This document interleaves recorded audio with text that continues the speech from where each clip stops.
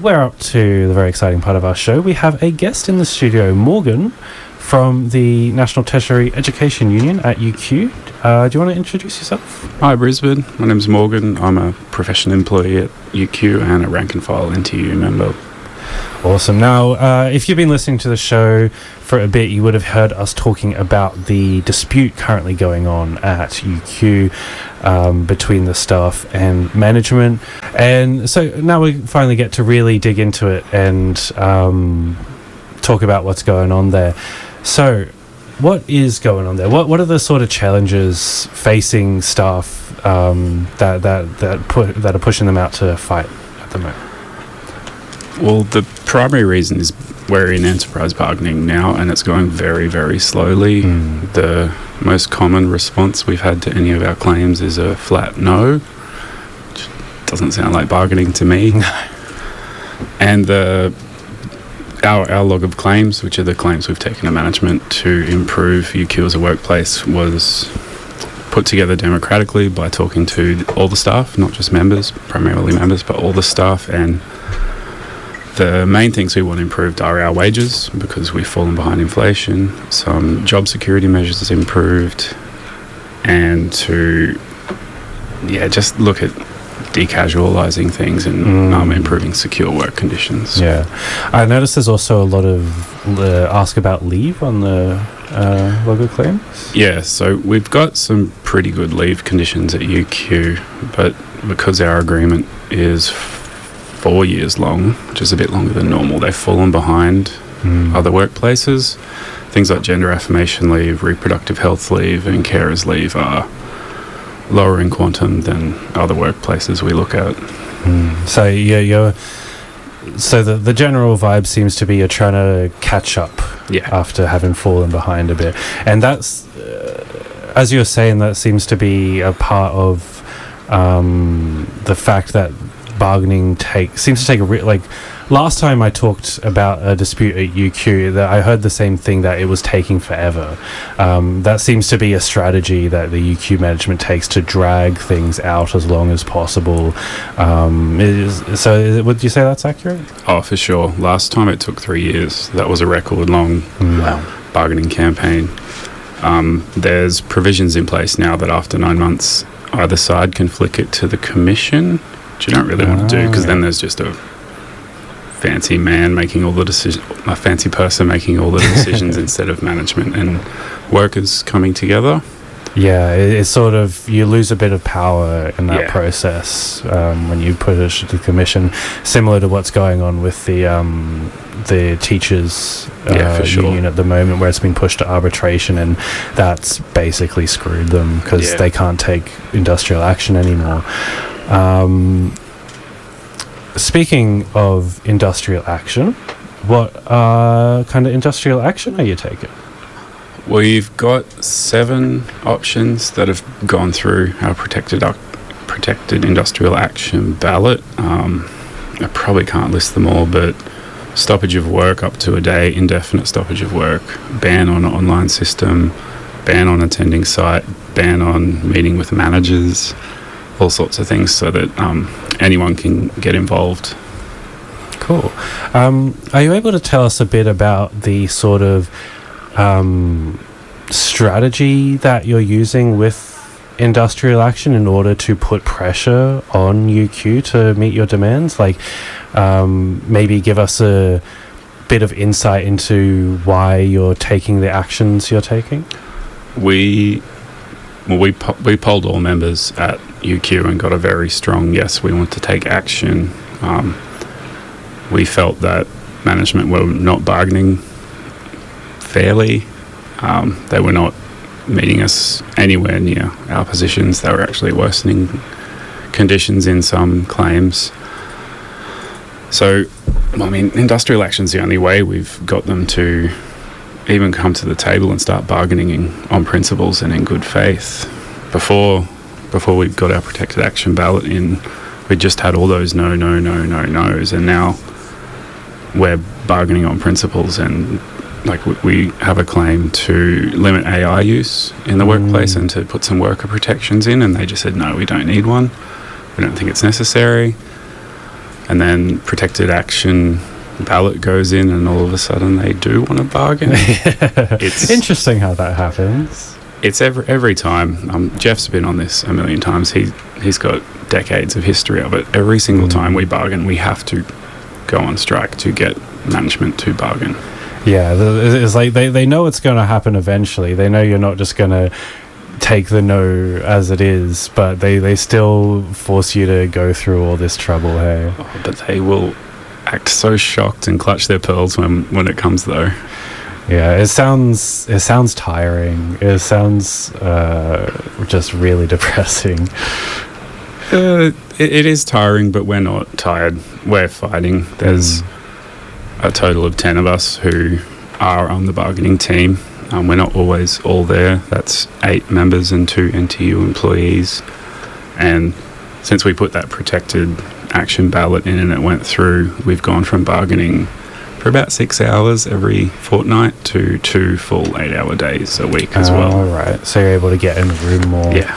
And make progress. So there's a good feeling on the ground then? Yes. I mean, I'd say it's like going from continental drift to a glacial speed. But yeah, instead of just no's and we'll take this away and look at it and things like that, we are bargaining on principles in the room with decision makers there. We're actually making progress finally. Awesome. We got a text in from our most recent super subscriber. Hey. Zoe has texted in saying, after an extended maternity leave, I rejoined my union, the NTEU for UQ, a few weeks back after listening to your show. So I thought it would be fun to subscribe to 4ZZZ during your show today. Thanks for interviewing Morgan about our current fight for more rights. So welcome, comrade. That's awesome. Oh, good on you. Supporting both yourself in your workplace and community radio. And I think we just got another subscriber too. Let's just flash again. How good. It's almost like it's a radiothon. Yeah. Where were we going? Sorry, I've mind blanked after that. I totally had another question. As you can see, I'm totally a professional at this. So what is up next, I guess? Is there a strike action planned, or as any sort of industrial action plan to come up next, or what's happening right now? We should be taking some of the smaller actions very soon. Things like disrupting work just to chat to your colleagues about why we're taking action, and specific work bans. Like, I'd really like a ban on Teams. But I probably won't be able to do that because that's 90% of my job. So a ban on our HR system, for example. And that sort of introduces a bit of low-level disruption into the workplace, makes things a bit harder for your bosses. Yeah, it's harder for them to calculate how much of our wages to dock us, and they usually just don't dock us anything. And we're leading up to a stop work where we'll have a picket and a rally, and the classic thing. And if bargaining continues to not proceed, we have a combined action with all 3 unis where we would all stop work, meet in the city, and have a big solidarity meeting, chant, yell, rage. Oh yeah, awesome. So you're currently sort of at the start of the protected action process. You're starting with some low-level actions before building up to things later on if the management don't give in, which it seems like they probably won't be giving in anytime soon.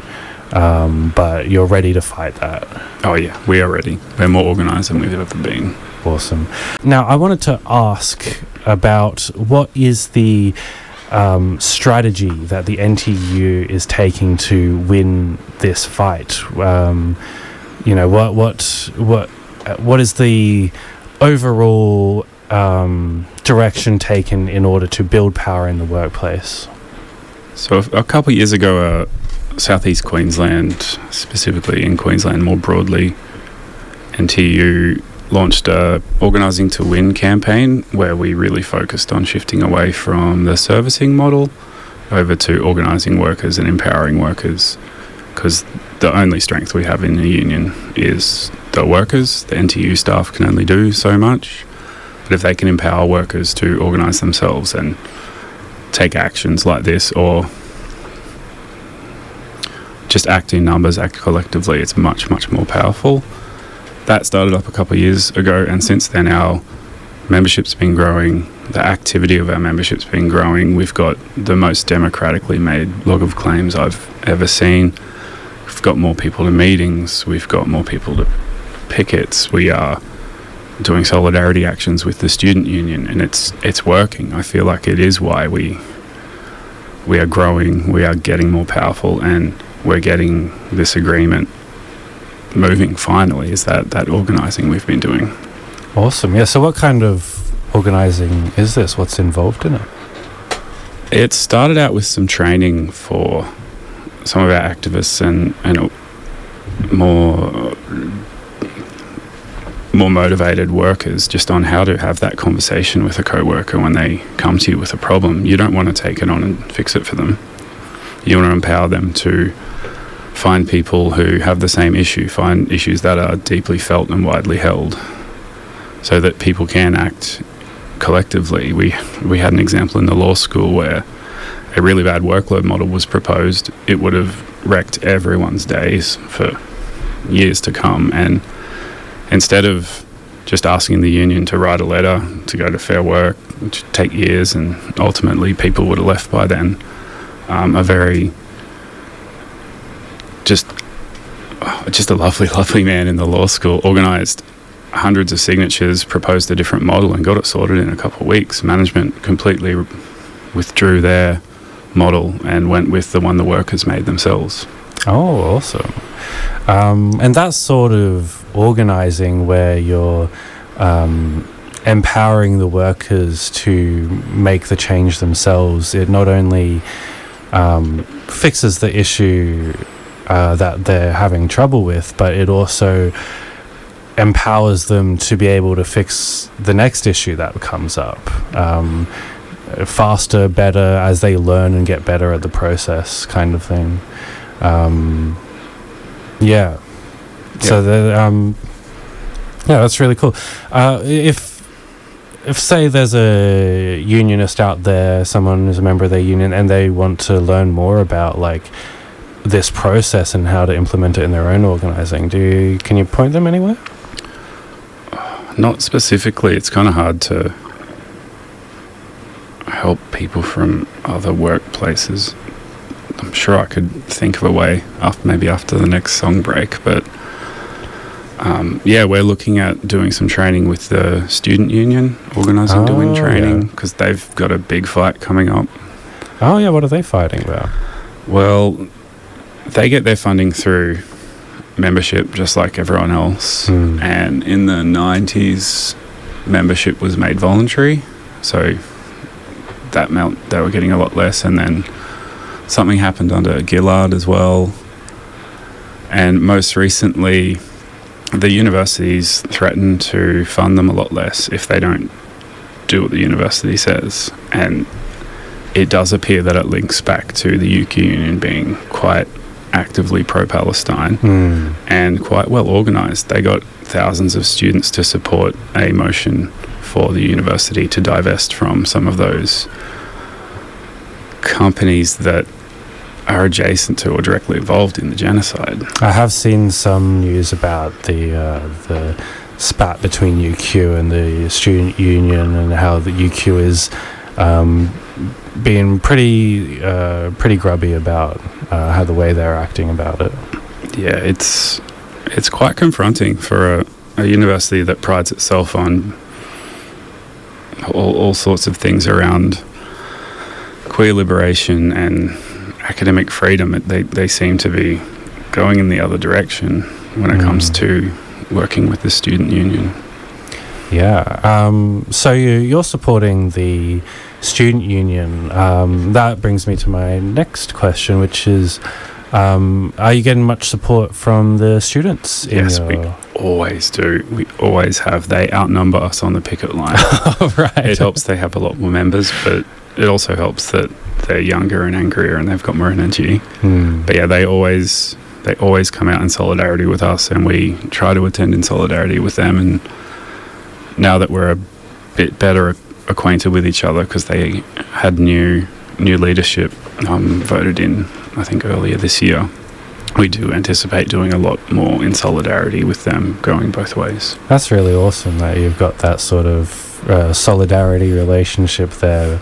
And I'm sure there's a lot of ways to benefit in a school where you're on these two different sides of a situation, but you both want what's best for everyone, really. Yeah, we're coming up to the end of our show now. Thank you very much for joining us. Thanks for having me. Morgan. It's been great to talk about what's going on over at UQ. Seems like there's still a bit of a fight ahead of you, but if you ever have anything more you want to talk about, please get in touch, and we'd love to have you on again. So I suppose to finish it off, you said you had some recommendations for how workers can take on that, organising to win strategy? Yeah, and you said there's also Organising for Power. Yes. Organising for Power is another program that sounds like a pretty similar strategy. That is, it's run by some folks over in the US, I believe, but it's a program that's open to unions all over the world to sign up for and for workers to get involved in, and it does that sort of similar thing you're talking about, where it's teaches workers how to organize their own workplaces and how to have those conversations where you get someone on board, and how to identify people who can help you build power in the workplace, stuff like that. It's all about building a strategy to have your own say, kind of. And you were saying that, like, you can, if you want that sort of thing in your workplace, you can talk to your union about it. Yeah, talk to your union, find your union organizer or industrial officer, whoever you can. If you want to build power, if you want to build membership, get some organising training. I found it more useful to do it in person, but the online training we did before that was also very useful. That's the best advice I can give any worker out there. Join your union and get some training. Yeah, because union organising isn't something you can just go out and do. It is a skill. There are lessons to learn. There are strategies. There's a lot that the union movement has learned about how to win over the past hundreds of years, and you don't want to be going into it blind, because the bosses have also been learning how to fight unions over the past hundreds of years, and they've unfortunately gotten pretty good at it. You don't want to be going into it barehanded, All right, and with UQ and the NTEU, so where can workers keep up to date with what's going on there? How can they follow the dispute? So we've got a website, uqsolidarity.com, where we've laid out plans, events, all of our claims, all of management's claims. So you can see some of the horrible things they've tabled, all published out there. And we have socials as well, Facebook and Instagram, with the same handle, UQ Solidarity, where we give bargaining updates and advertise up-and-coming events. Awesome. And if there happen to be any UQ workers listening, like Zoe, who are interested in becoming a NTEU member, how can they do that? Just Google NTEU, join, sign up, and then get in contact with someone and get some training, get organised, or just come say hi. Awesome. And also, like Zoe, if you want to become a 4ZZZ subscriber, like someone just did just then, as the sublight went off. Let's see if we got their name. Not yet. You can go to 4ZZZ.org.au/support, where you can help 4ZZZ stay on air. Because it is Radiothon, there are prizes up for grabs. Yes. So many prizes. Anything else you want to say before we log off for the day? Just the cliches: touch one, touch all, one war, class war. Solidarity forever.